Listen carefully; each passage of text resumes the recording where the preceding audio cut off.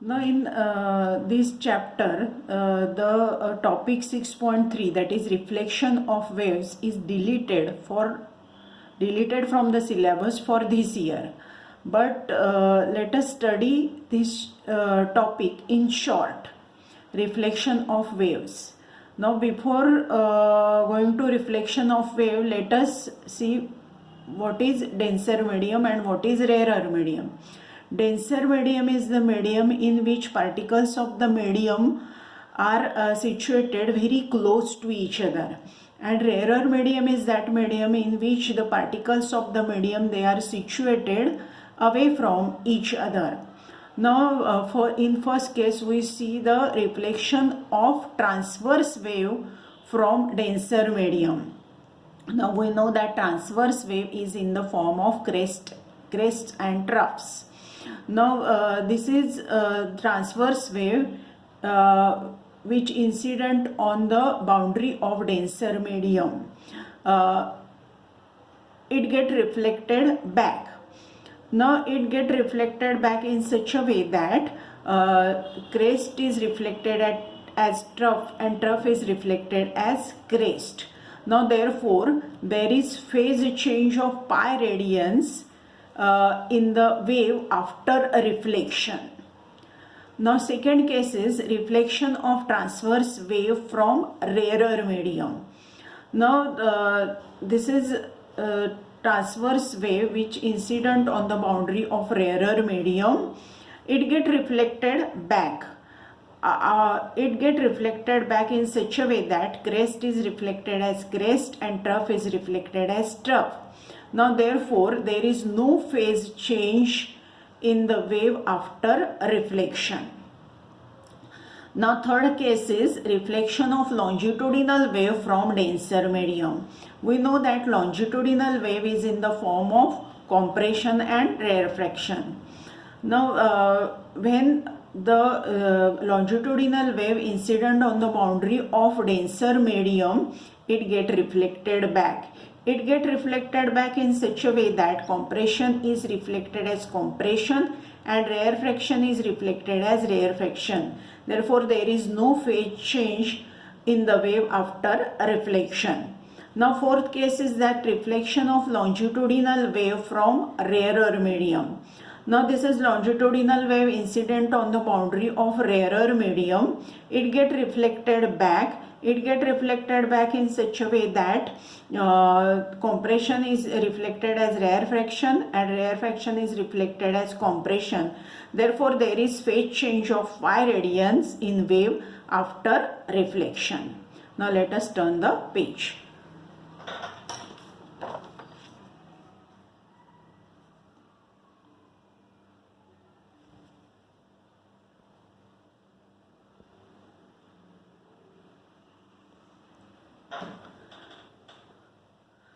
Now let us study the concept of superposition of waves. Let us first see the principle of superposition of wave.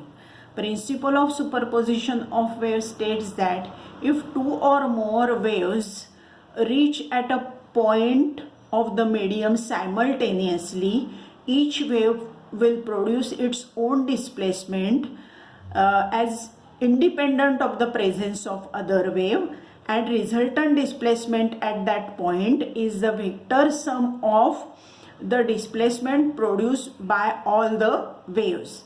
This is principle of superposition of waves.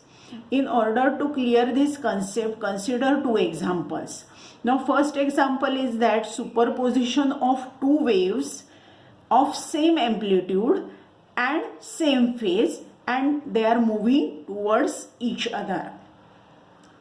Now observe this figure.